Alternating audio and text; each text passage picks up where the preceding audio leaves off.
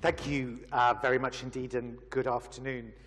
You always have a slight sinking feeling in your heart when you're asked to do the final session after lunch on the last day. When you think, oh my God, half of them will have decided I've had enough and gone home. The others, the hangovers are just kicking in. They dim the lights, you snuggle back comfortably in your chairs, and within a few minutes you're all fast asleep.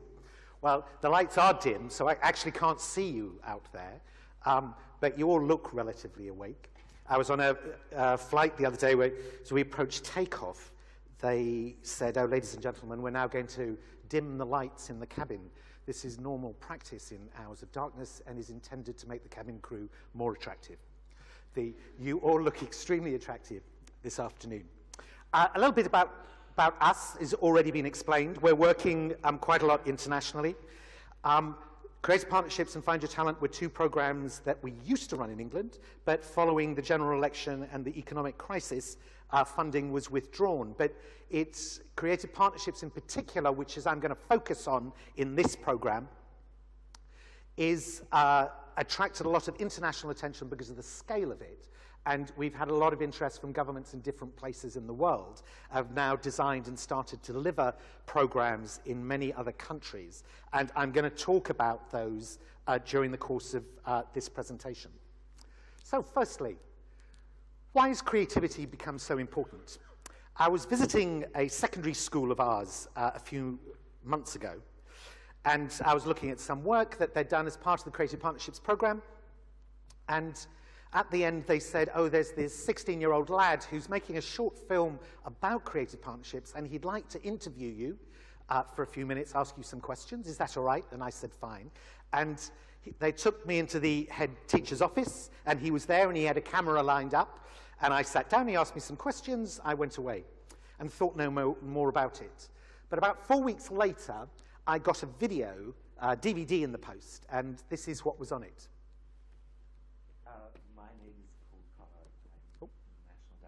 Creative Partnerships. Sound? At its heart, Creative Partnerships is about making education a better experience for young people and making sure that they leave school with a set of skills that are going to set them up properly to be a success in the 21st century. Ultimately, if Creative Partnerships is going to have a long-term impact, then it is going to be an impact on teachers, because we can't forever be in schools doing that. What we have to do is to be able to work with teachers and bring around changes in what they do. If you get the right creative process going and you step on the outside and you're watching people, people are at their most alive when they're doing that. They're completely focused, engaged in this different place.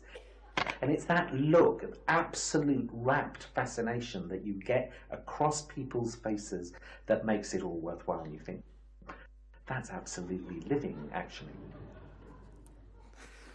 Can't see the resemblance myself. The significant thing about this story is a few weeks later, I was having a meeting with the heads of some of our biggest advertising agencies. And advertising is a very significant part of the economy in England. It creates a lot of jobs. They're very well-paid jobs. They're fun jobs. Lots and lots of people want to do them. And the purpose of this meeting was to look at pathways into advertising for children, young people from less well-off backgrounds, because the profile of the kind of people who get jobs in advertising tend to be people from much better off backgrounds. And the directors of the advertising agencies were saying, well, it's very difficult for us. Every time we advertise a post, even if it's a receptionist, we get over 1,000 applicants. You need a really good degree, even to get an interview. A lot of young people work for 2 years on internships for no money, just in order to build up a CV so they can get a job. And a lot of these jobs are in London. To live for 2 years in London with no money, you've got to come from a rich background. And they were basically saying, you know, it's hopeless. And at the end, I said, okay, but can I just show you a video? And I showed them that video. And they all wanted the boy's telephone number because they were going to ring him up and offer him a job there and then, even though he comes from Northumberland, well to the north in England. But what was really interesting to me is that they didn't know they wanted him until they saw that video. And this is a fundamental change in the paradigm of employment from what there was before. What there was before is there were employers who knew what they were looking for, and they talked to education or other trainers and said, this is what I want, and education supplied. But the paradigm has completely changed. That the reason there are such high levels of unemployment amongst young people isn't entirely to do with skills and other things. It's that in the future world, they actually have to invent their own jobs. There's a British government statistic, and nobody knows how they calculated it, but you know that fundamentally it's true, which is 60% of the jobs kids in school today will do have not yet been invented. And this poses a huge challenge for education, because what is it that you teach people if you have no idea what they're going to do? And not only have they not been invented, but everybody is going to do several jobs at the same time, portfolio work as they call it, or several jobs in sequence, but it's not the kind of world where you leave education knowing the stuff you need to know to work and then doing that for the rest of your life. And most of all, what the world is looking for is job seekers is not job seekers, but job creators. I'll give you an example of the way the world works now, because it's both good and it's bad. I was talking to a young entrepreneur in Latvia at a dinner, and I said, what do you do? And he said, oh, I do several different things. And I said, well, give me an idea. He said, well, I've got one business, which is the kind of Amazon of chemical engineering.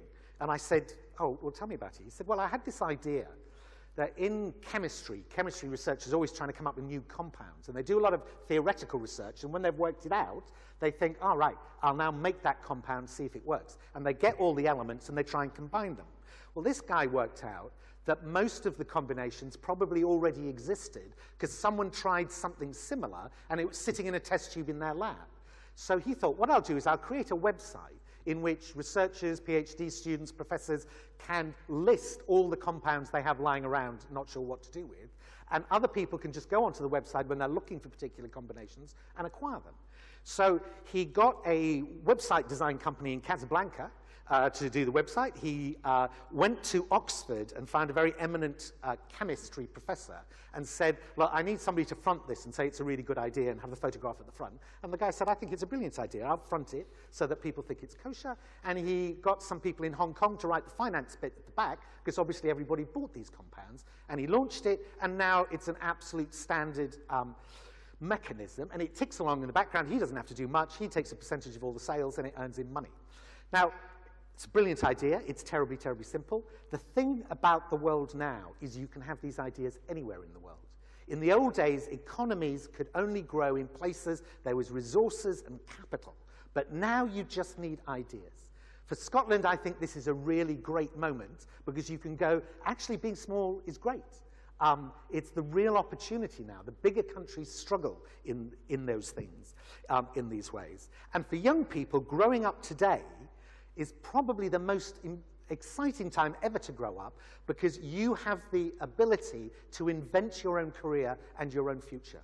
But you can only do it if you have the skills in order to be able to do that.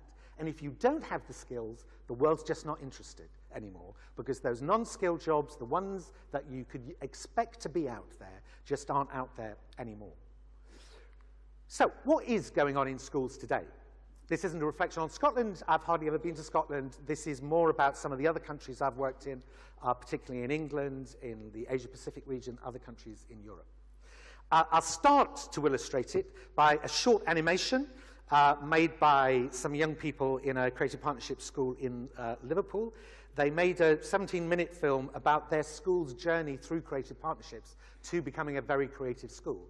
And this opening scene is before they went on their creative curriculum. Because the film was made in Liverpool, we've put English subtitles on it for you. Divorced, beheaded, died. Divorced, beheaded, survived. Divorced, beheaded, died. Divorced, beheaded, survived. You getting all this down? Oops, forgot you can't. Miss Mars, what planet's she on? See what I did there? Suppose. No way is this fair. I only come in for art. Call that a proper subject. Say hello to the real world, Charlotte. History. Something tangible. Something with facts. Something with categories. History is so last year. Whoa, tramp cracked a funny. Moron. Freak. History does my head in, makes it explode. Don't get it. Perhaps I should fashion you a hat like Henry's, with an N on it, for nincompoop. I'm not stopping here. Sit! Who can tell me the name of one of Henry VIII's mistresses during his marriage to Catherine of Aragon? Your mum? Not historically accurate, Gary. There were said to be at least 2 mistresses.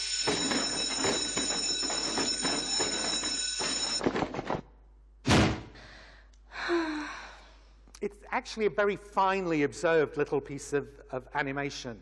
And I think many of you teachers may have recognized some of those classrooms. I particularly like the headmaster's impersonation of Michael Gove, which is very convincing.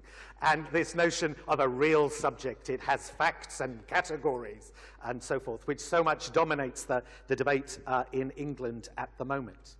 But there are some real lessons in there to sort of capture. And I want to reflect a bit on PISA, which you all know is the tests that 15, 16-year-olds across the developed world take in science, maths, and literacy at the age of 15 and 16. We've been working quite closely with the OECD and the Centre for Educational Research and Innovation, who are responsible for PISA. And they are very concerned that PISA is not well understood. And this is a set of slides, essentially, that I got from them, which explains what their concerns are. It's about the issues of motivation. What most people don't know is that in addition to doing the tests in maths, science, and literacy, all these pupils are also tested on how interested they are in the subject and how confident they are in the subject. And the reason they're tested on interest and confidence is the predictor of you going on to study those is interest and confidence and not your test scores. So whilst having done this analysis, they then produce correlations between interest and test scores and confidence and test scores, which they call the test score interest self-concept paradox, which is presumably why nobody's ever heard of it. But it looks like this. So up the left-hand side, you have interest in science topics, and along the bottom, you have the science scores. And the little dots are the countries who've taken the test, the average scores. And we all know that Finland always wins this competition with the best scores. But what the research shows is that Finnish pupils are the least interested in science, and as a consequence will not go on to study science at university or pursue science careers. And since our desire to educate young people in the sciences is related to our need for scientists, the fact that the way we teach them actually succeeds in turning them off the subject as they get more successful is a matter of real concern. They also correlated confidence, which they call self-concept, how good you think you are on this subject, with the test scores. And again, it looks like this. On the far left, you have Japan and Korea, who do really, really well in the test scores, but actually have no confidence in the subjects. And when you go to Japan and Korea, and I spent quite a lot of time there last year, and you go into the classroom, you can see why. The dominant pedagogy in the classroom is entirely transmissive.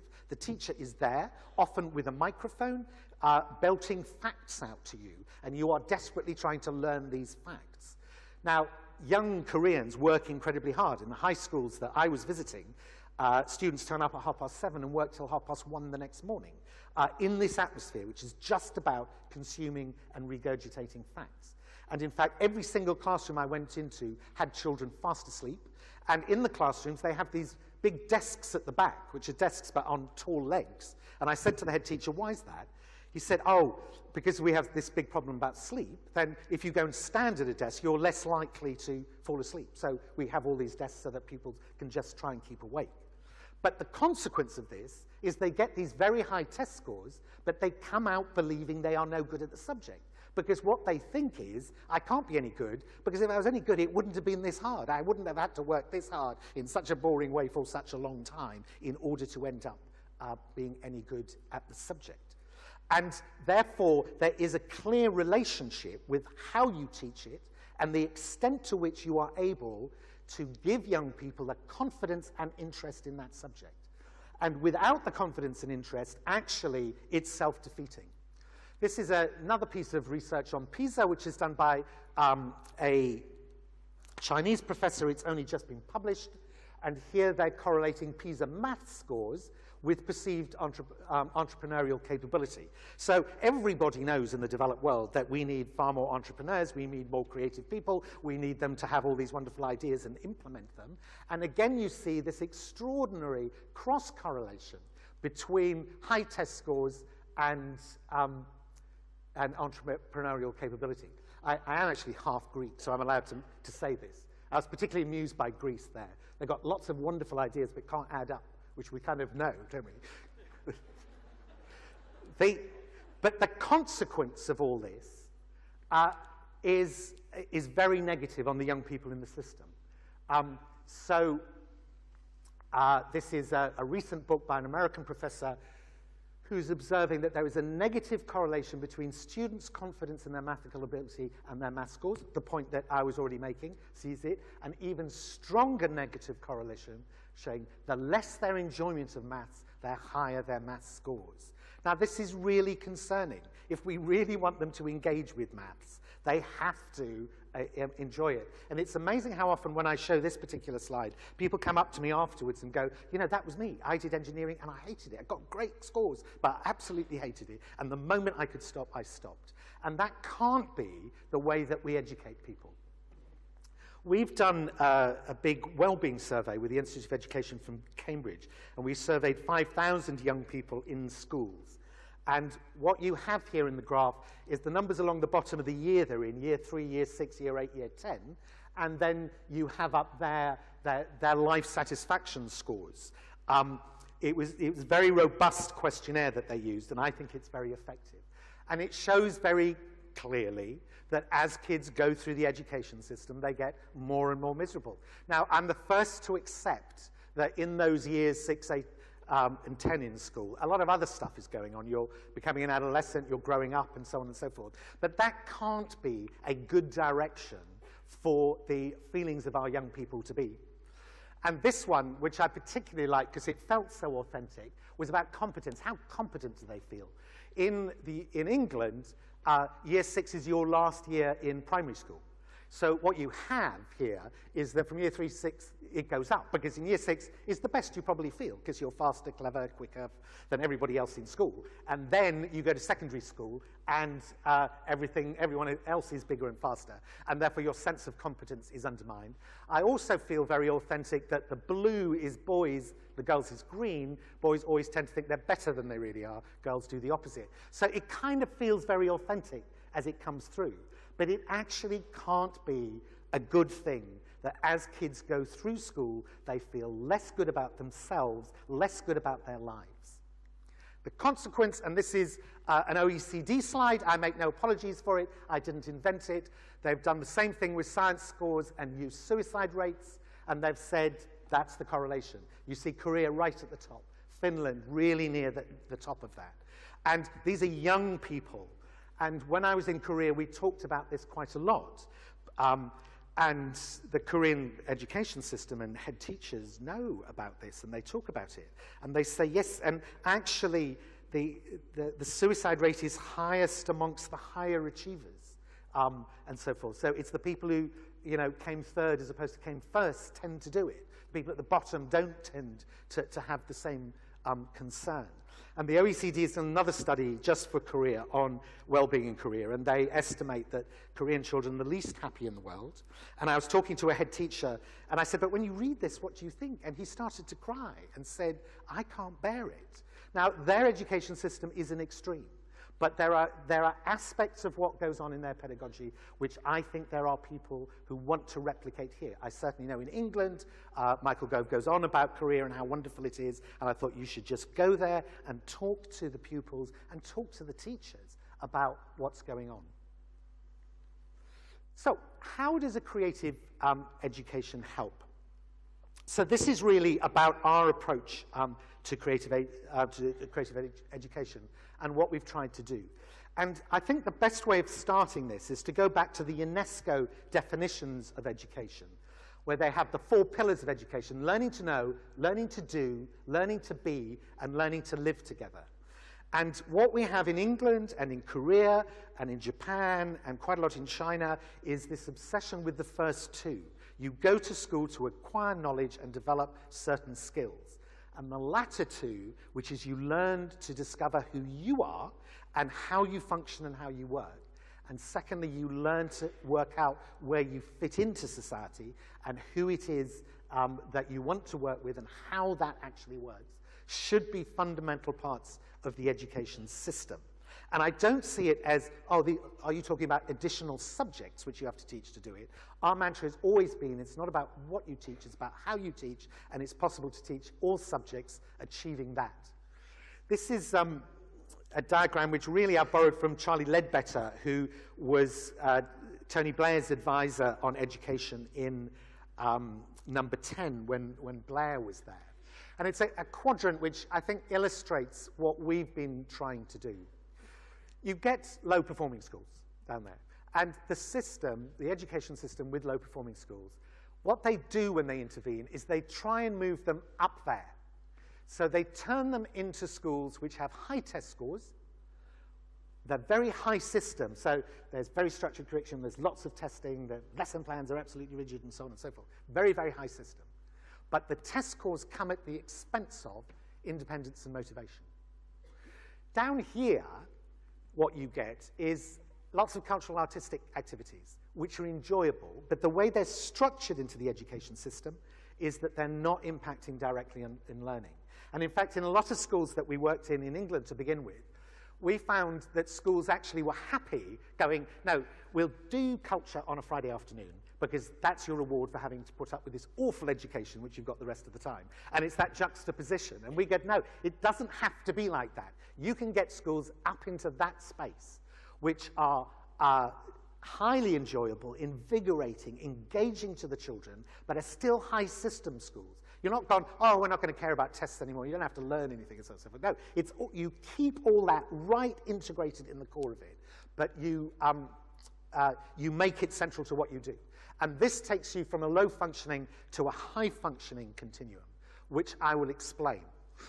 We've done a lot of research, I'll mention some of it briefly, on the impact of creative partnerships in schools and so forth. But in the last 2-3 years, we particularly looked at not did it work, because the evidence was it did, but how did it work? What was it that was going on in the classroom that made a difference to the outcomes of young people? And this is a kind of little chart of managing the classroom.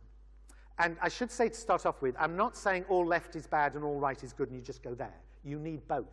But what happens in a lot of traditional education systems is there is a big focus on this and hardly any of that. So I'll pull off some of these examples quickly. The role of the teacher. In the literature and in the studies that our researchers did in watching in schools, they're quite critical of what they call the guided teacher. So the guided teacher has a very strong lesson plan. The point of this lesson is to learn this fact or this series of facts. And I will start off at the beginning of the lesson guiding you towards it. But my measure of success is by the end of it, you found it, right? But if you don't find it, then I'll guide you towards it. And it has a really negative impact for 2 reasons. Less able students actually only learn to be able to do it when the teacher is there doing the guiding. And therefore, take away the teacher, it falls apart.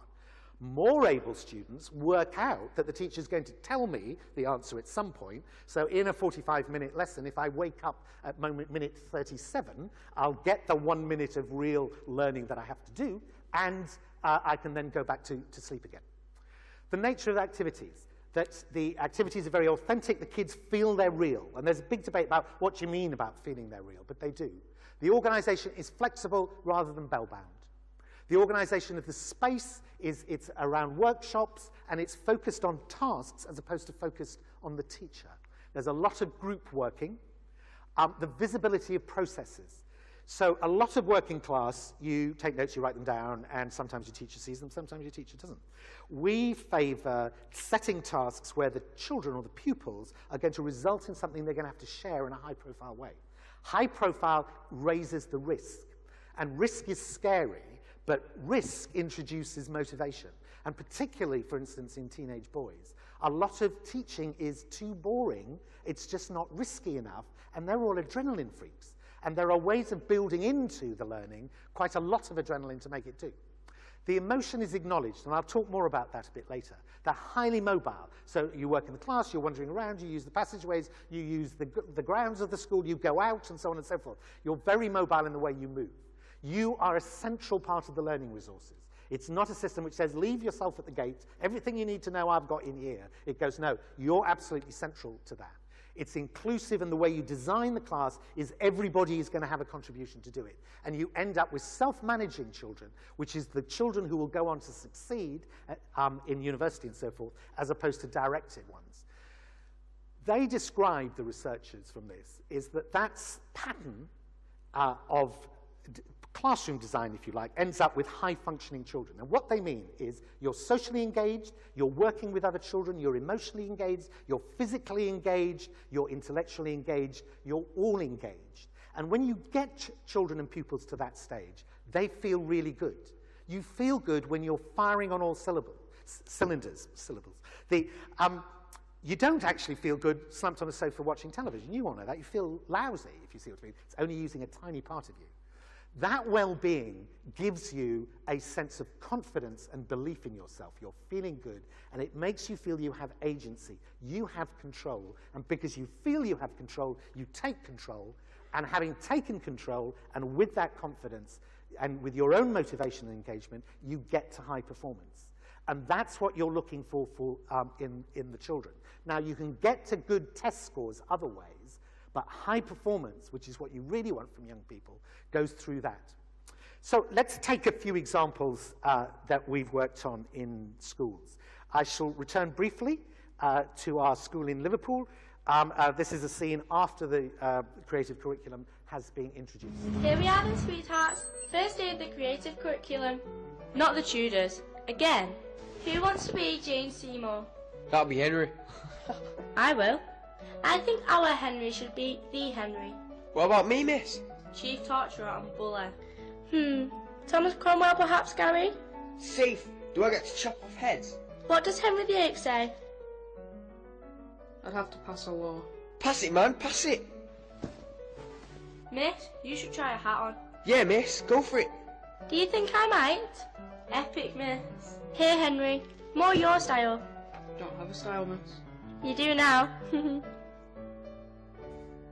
Now, one of the things I should say about these kids is I never met them, and we never gave them training in our theory, if you see what I mean. They did a 17-minute film about their school's journey, animated like that, in 3 days at the end of a summer term as an exercise. But there is so much in there that they have observed. And I could go through it almost frame by frame. One of the things that's happened is all the desks have gone. So there isn't me, desk, you, the teacher. They're all standing up. They're physically engaged in the process. Everyone is asking questions, and decision-making has been distributed across the classroom. Everybody's taking decisions in that process. And it's a highly empathetic environment where everybody's being supportive. And it's very different from the environment in the first one where everybody was being horrible to each other. And they have a natural sense of effective pedagogies, I find in my experience. They capture it in the film very well. This is a project from Lithuania. We've got quite a big program in Lithuania now. And really, it's just to say how simple this can be. The way Creative Partnerships works is schools apply to be in the program with a school issue they want to work on. They don't apply going, make us more creative. They go, we're worried about listening and speaking skills in year 1, or we're worried about in maths in year 6, or we're worried about the boys' behaviour in the playground, or our GCSE results in science are terrible. Will you come and help us with one of those issues? And we send a creative professional in who we've trained to work with those teachers to work out how to do that much more effectively. So in this school, the school has applied, and they're worried about effectively the writing skills, the use of the alphabet by the kids. They're struggling to get on top of the alphabet, to use it properly, to relate the sounds to the letters and create things. And a sound artist comes in to work with them. And what they're doing here is that they're listening to the school, because the first thing the sound artist says is, just listen to the school. And they all lie there and they listen really hard to the school. And they start thinking about what they hear. Then they take them out of the school, they take them to the local railway station, and here they have to write down everything they hear. So the idea is you use letters to create the sounds you can hear everywhere around you. So they're all busy writing away. Then they go into a subway, and they're doing the same there. They go into an indoor market. In all these photographs, what comes across so strongly is the rapt concentration on what they're doing. And actually, they're doing, you remember this from school, the most boring bit was writing your letters. You know, it was just a nightmare. Here, they're having a ball doing it, absolutely engaged. Here, they're listening to a sculpture to work out what they sound like. And this, I really like this one. They took them to the local university to a Turkish class. None of them were Turkish, they'd never spoken Turkish, and they had to sit down, they had to write Turkish just by listening to the Turkish. And then they came back into, and then they went to the local theatre and they met the mayor. It is always very important to keep the politicians happy. So there's the happy politician. And then they came back into the classroom and they had to compare all the words that they'd come up with, and in doing so, select the ones which they think best captured all those sounds they heard whilst they were outside. And this is in Lithuanian. And at the top it says stotis, which is station, so it's the words they heard in the station. And the first word up there that they've written is chektikas, and that's the sound of a train coming through the station. Chektikas, chektikas, chektikas, so forth. And sash is the sound of the brakes of the train, and so forth. And that's what they were doing all the way through. How do you convert these letters into sounds and create words? Then they came back into the classroom. As a final exercise here, they were given a series of paintings to select from, and they selected a painting, and then they had to create a soundtrack for that painting, just using sounds that they could write down and the mouth could make. And they then recorded these, and they became little sound installations, and this is one of them.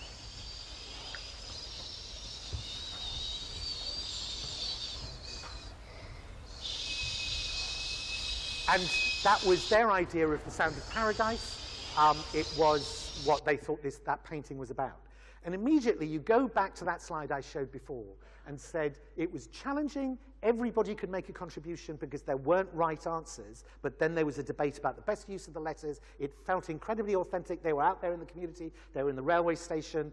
They were in the markets. The organization of time was very flexible. It wasn't about bell-bound, but you could see them working in workshop arrangements in group. The result was very high profile. They showed these off to the whole school when they finished them. Emotion and feeling was a central part of what they did. They wandered all over town and so on and so forth.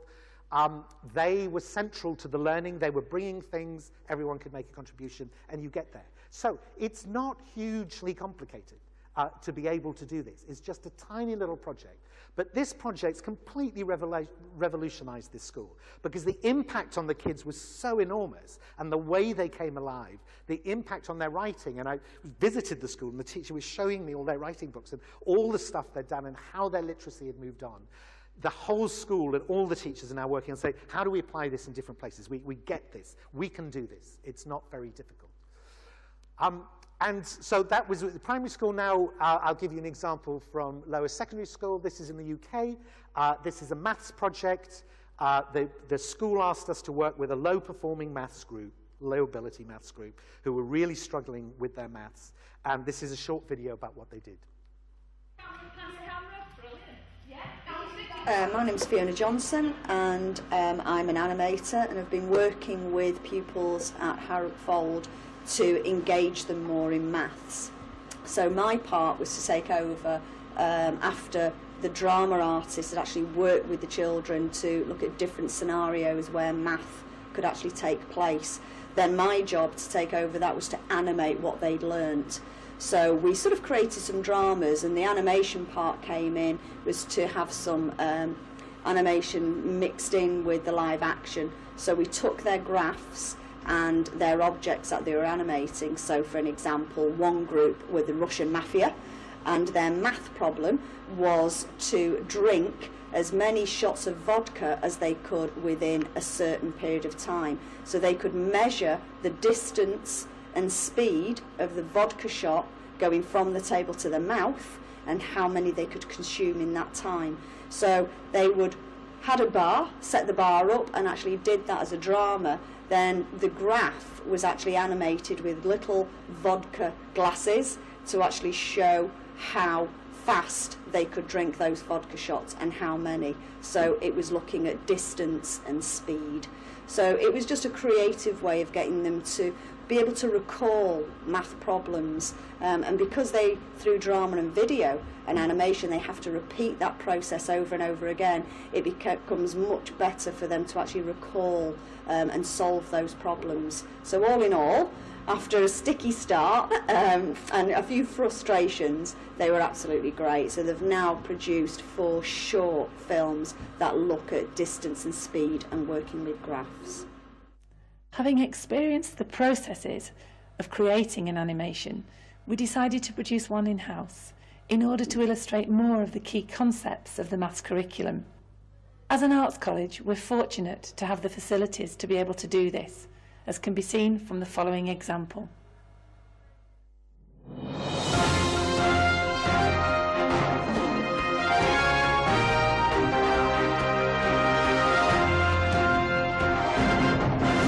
Welcome to Maths News.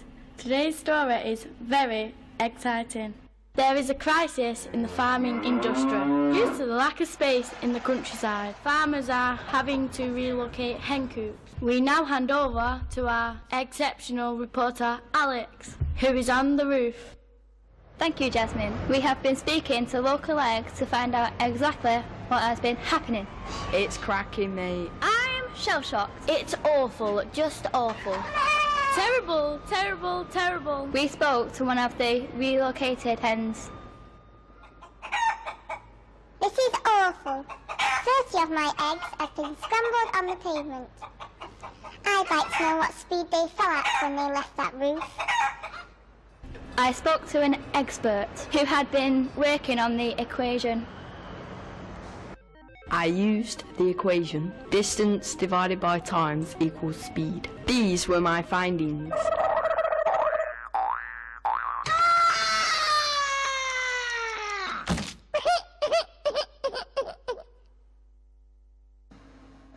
The results show that the speed of the first egg drop was 9.8 meters per second. The second egg drop was 9.7 meters per second, and the third egg drop was 9.9 meters per second, giving an average of 9.8. In conclusion, the results show that the eggs should stay in the country. This is Alex reporting for Maths News. I gave that a bit of space, but the most remarkable thing, because the video goes on for a bit, is the head teacher you see talking about how, having had the initial ideas from the animators, they then took it inside and started doing it themselves. Across the maths curriculum, is by the end of the year, she says, that group scored more than the top abilities test, the top ability set in that school. It completely blew the school away. They just wanted them to do some maths, if you see what I mean.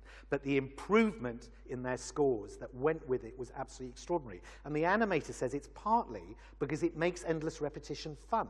You need to do that in the animation process. Therefore, you're really dealing with the mechanics of it, but you keep coming back to it, and the learning goes in, and it's very deep. And the final example here, this is now with some 16-year-olds. It's the biology curriculum that we've been asked to come in and work with. What we did is we put a theatre director and playwright in with the young people to work on the particular module, which was a concern, which was about genetic diseases. So they wrote a play and performed a play about genetic diseases. And how interesting, I hear you all say. But in fact, it was really interesting because they imagined that the government had passed a law requiring all 16-year-olds to have blood tests. And if they were shown to be carrying genetic diseases, then they were compulsorily sterilized. And the play is about a 16-year-old girl who's not had the blood test and who's got pregnant, and she's now up in court because this was against the law. And the play is a courtroom drama. It takes place in the court. The kids play the judges, the lawyers, the witnesses, and so forth. And the lawyers for the defense are arguing that actually this is a matter of human rights. You can't, having a baby is a basic human right, whilst the prosecution is saying, what about the rights of the child, who's now going to be born with the diseases? What about the rights of the state, who are going to have to look after the child, and so on and so forth. So they really get engaged in the ethical issues. And I'll just show you the play performance they did started with a video which they also made, sort of setting the scene.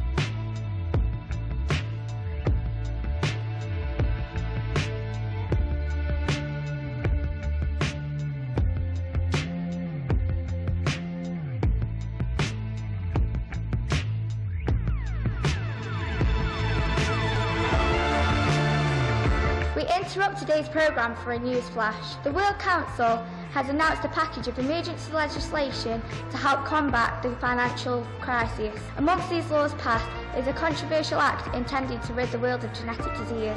All 16-year-olds will be required to submit a blood sample for genetic testing. If they are found to have one of the list of a genetic disease, they will be sterilised. They will be sterilised. So I show you that because essentially you're just looking at coursework there. But over those examples that I gave, you see the increasing complexity, the increasing technical skills that the young people are displaying in what they create, and also this interest in ethical issues. Because I strongly believe that if you can connect the teaching material with ethical issues, young people really engage, whatever age. They're really interested in ethics and morals and debating them. And again, the outcome of this project was GCSE work. When they sat their biology GCSE on this module, they got, on average, 15% higher scores than they got on their other science modules. And so it keeps coming back to the fact that having a creative education is not instead of test scores, instead of results, or instead of the curriculum. It's about how you teach that. What impact does it have? We've done lots of research, and I'm not going to go into it now, but because of the scale of the program in England, we were able to do a lot of long-term research. So, for instance, we were able to show, by studying 13,000 young people who'd been through our programs and comparing them with 87,000 young people who had the same mix of social economic background and grades at the start, that despite coming from economically and socially challenged communities, young people who participated in creative partnerships activities outperform the national average at key stages 3 and 4, which in England is the test you take at 12 and 16. They would be predicted to be right at the bottom of those scores. They outperform the national average in what they do. We've been inspected by Ofsted, the school inspection process, twice, and Ofsted in 2010. This was about a bit like I'm sure your inspection service is very popular and extremely forward-looking, but in England it's not quite the case. When they came down in 2010 with this, it was like Moses coming down from Sinai. There is not a conflict between the national curriculum, national standards in core subjects, and creative approaches to learning. These examples were accompanied by better than average achievement and standards or a marked upward trend. Schools in challenging circumstances showed the greatest improvements. Improvements in literacy, particularly writing and speaking, were significant. Creative partnerships have demonstrated even the most reluctant pupils can be engaged. So the most challenging and difficult and conservative of our evaluation systems, if you like, the school inspection service, came out and said, actually, we've got to admit it, this works. It's not instead of, it's as well as, and it's what makes it work. We've also looked at the impact of this approach in education on parental engagement. We've also looked at truancy and attendance rates and so forth, and all of that's available from our website because it really is a massive amount that we did. But we've also been working on applying this more, because one of the key questions were the kids any more creative at the end? You know, we've got better tests, better behavior, better attendance. Were they more creative? This is a much more difficult area, and we're doing a lot more research at the moment with the OECD and SERI and the PISA people to look at whether we can create an assessment module, if you like, or an assessment method trying to establish how creative young people are. And we've reached the stage where we've come up with some instruments which we're piloting, which will help us understand where kids are. It's formative in the sense it's a diagnostic tool. I don't think we're any near coming up with something summative, by which I mean you can compare the creativity of the kids in this school with the creativity in that school. But we're moving in this direction, and we're very interested in piloting this approach in combination with this, because this is our classroom diagnostic tool. We can use this to go into classrooms and work out how creative an environment there is, because this environment leads to creativity. We can then do the other form and say, how creative did we find the kids, and correlate these in order to get a view of where that school is. But is creative education just about better test results and improved behavior? And I think this is the final point that I want to make, because I think that this is the most important one. Going back to that school in Lithuania a minute, one of the things is that we work with teachers a lot on their own documentation. Find new ways to imaginatively document what goes on, and particularly using cameras a lot more in the classroom. Just photograph what's going on. They didn't notice this sequence until after it happened. But there was a boy in the class, he was Russian speaking, and he's a twin, and he'd been separated from his other twin and moved to a separate school because school was really not working for him, and it was felt that the twin relationship was at the heart of it. So he started in here, but he's really not happy about being in this class. And there he is, literally pulling a long face, and you can see as the kids begin working on this project, he's out there. This is the listening exercise from a different angle. You can see he's right at the right there. He's watching it, but he's absolutely not getting engaged in the process. This is the next time the artists are in, and he's now beginning to hover around the edges of this process, and he's doing little bits of work. This is the first time he's really engaged, but he's not doing it with anybody else. They then go out, and they do the exercise you've already seen. He's in the stripy hat, orange and blue there, and he's writing and writing and writing and writing and writing and writing. They never got this much work out of him. They come back into the classroom, and he's now in the green jumper here, and they're doing the group work, and he's now in there. He's right at the center, sharing his ideas, talking about how it's going to go. And this final exercise is that they're actually doing a little drama here, and they're having to read parts. And this was the first time he was ever willing to come out and take those risks. So that kind of projection is possible to evidence in your classrooms. There are ways of capturing those kind of stories and doing it. And a lot of time with, say, Ofsted inspectors coming in, and you go, oh, it's been absolutely brilliant because it did this. And you go, well, what's the evidence? There are new ways of capturing those moments. And there are new technologies which are able to do it. And I think this was a very powerful and very simple way in which they were able to do it. But also I want to stress that thinking creatively is also dealing with concepts. Concepts is how we understand the world. And those concepts need to shift. They're never absolute, but it's how science operates. It observes and it creates a concept to explain what it observes. Later on, the observations change. You've got to rework the concept. But central to our connection with the outside world is the ability to be conceptual. And we don't give, I think, young people enough opportunity, certainly in England, to operate. This is a project we did in Holland. And after it, I was talking to the artist and said, what was your project about? And she said, it was about regrets. I said, regrets? Why did you do regrets? And she said, well, I'm about 35 and I've got a lot of regrets. And I said, well, what did the kids think about it? She said, they thought it was brilliant. They had no idea that adults had regrets. And it was a whole window into growing up, which they were able to go out and explore.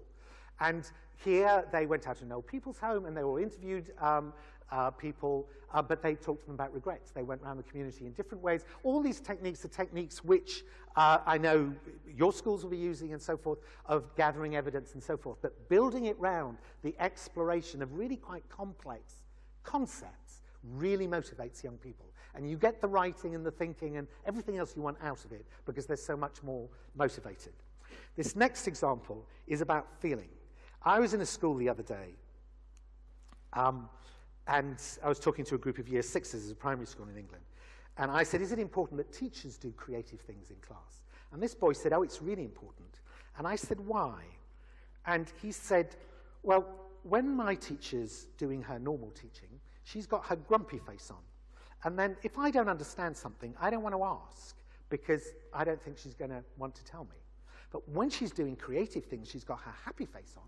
And then I don't mind asking, and she never minds telling me. Now, what he was saying, and we were in this group with a lot of children, the head teacher from that school, and a number of teachers, and you could hear all the adults gasp as he said this, because what he was saying, translated, is, I moderate my learning behavior according to the emotions that my teacher is displaying. And most teachers try and pretend that's not true, but actually it happens all day.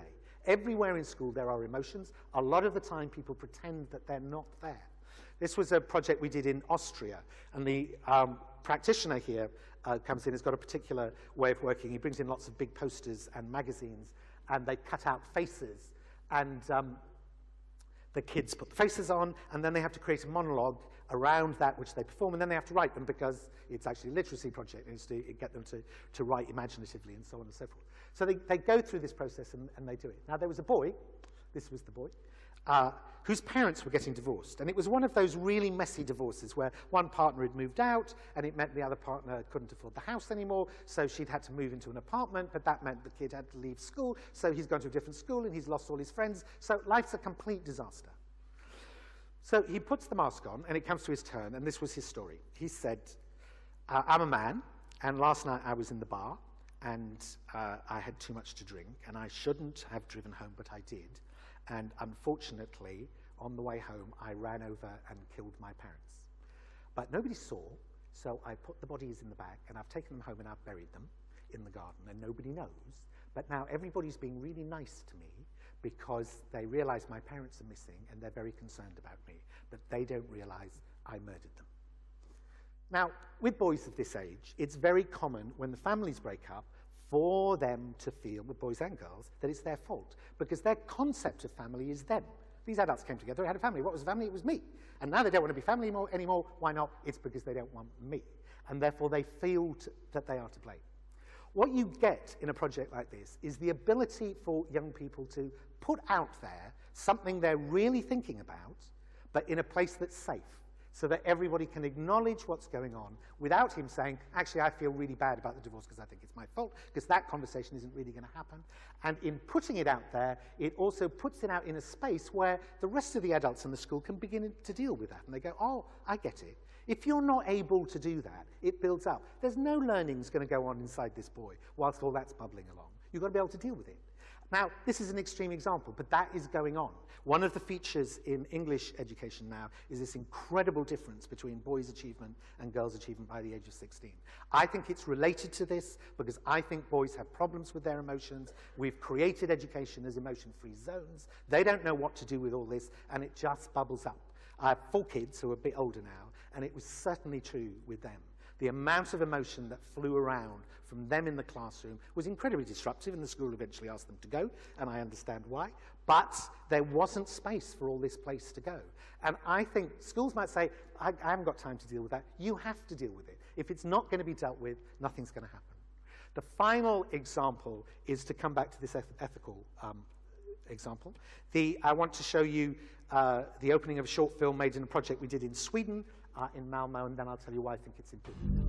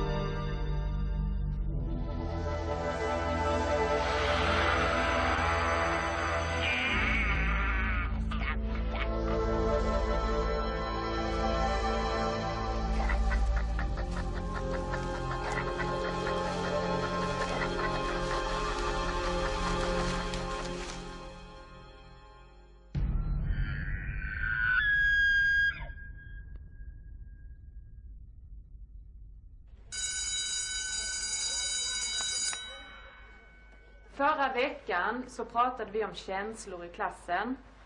Och då kom vi in på en känsla som är rädsla. Och då fick ni rita en bild. Och den här bilden, vad säger den då? Ja, och det står någonting här på baksidan.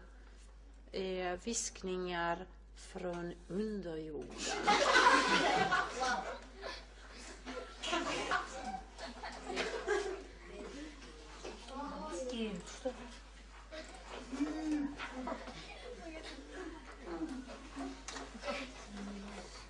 En kniv, blodig kniv.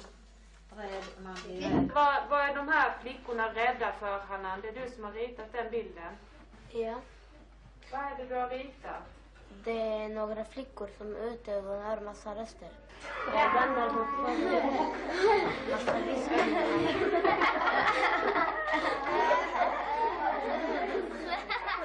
Klockan är jättemycket så vi får gå ut på rast nu allihop.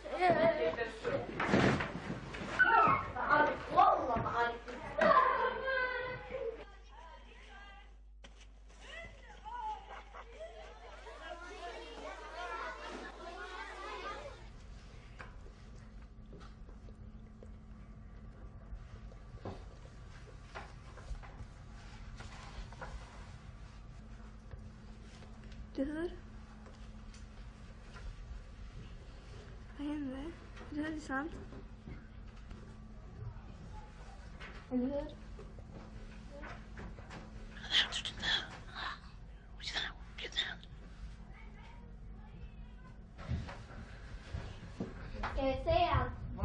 Vadå? Ska jag säga vad hon sa? Hon har snackat skit om en tjej. Är det om mig? Ja. Har du snackat skit om mig? Nej. Jo, du har. Jag har sett det. Vi vill inte sätta en om jag inte vet. Lyssna!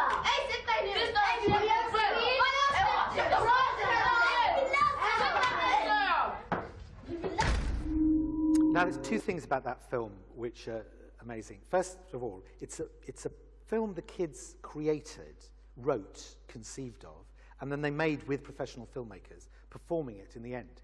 Now, that first sequence of that class, what's amazing about it is they know absolutely how to perform one of those disengaged Friday afternoon arts projects in which none of them are really engaged. They know how to do it, and I met them afterwards, and I said, how did you learn how to behave so badly? And they said, oh, we know how to perform bad, trust me. But it's that sense and understanding that I think children and young people have of basic pedagogy and the dynamics of it, that they're able to reproduce bad teaching and learning absolutely perfectly whenever they choose. And that's very undermining a lot of times. But much more important, it was a film about fear. They decided to make a film that explored fear at different levels. Over the autumn term, they did a lot of exercises. They thought about fear from different directions. And whilst they were going through this, there was a gunman loose in Malmo who started shooting immigrants dead in the street at random. Nobody knew who he was. He'd appeared, shoot people dead, he'd disappear. So if you're an immigrant child, and all the children in this school come from an immigrant background, the thing you were most frightened about was being shot dead. It was the most dominant thing. Now, when it came to making the film, they did not make, they could easily have made a film about this terrible gunman who was shooting people. That was very scary, and he was evil and they were good, but they didn't. The only reference to the film, to the gunman in the film, is it's called Targets, and the word target is used to describe someone who's bullied. And the point that the kids are making is that the gunman was a bully, and bullying starts in all of us. And unless we get to understand and stop bullying ourselves, we're never going to stop the gunman. And therefore, it was about them and the way they needed to change. There's a very famous German film called The Confessions of Winifred Wagner. And it's a long interview with Winifred Wagner, who's the granddaughter of Wagner and was a close friend of Hitler's. And the film is this long interview, more or less head or shoulders, in which Winifred Wagner talks about Hitler coming round after work, and he always used to go upstairs and read stories to the kids, and after that he would come downstairs and they'd sit around the piano and play old German folk songs and so forth. Never mentions the war, never mentions the concentration camps, because the point the film is making is we all think we can stop Hitler coming again because we know what he's going to look like. He's going to have funny black hair and a little moustache, but actually he's the person next door. Now there's a group of 12-year-olds faced with the same moral, ethical question, comes to the same conclusion.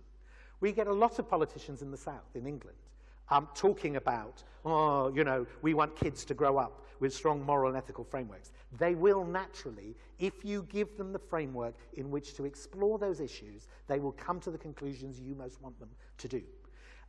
In England, one of the set texts at GCSEs is Lord of the Rings. You all know Lord of the Rings. The paradigm is that, so the story is that plane crashes, all the adults are kids, and kids are left on the island, and kids turn into what they will do if they're left without adult supervision, which is murderers and cannibals. Now, I fundamentally dispute that paradigm. I think given the space, young people will grow up to be moral and ethical people, but they need the space and they need the skills, and that is what putting creativity at the heart of education is all about.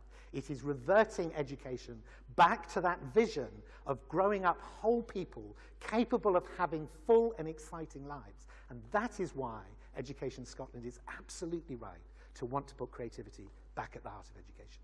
Thank you very much, all of you.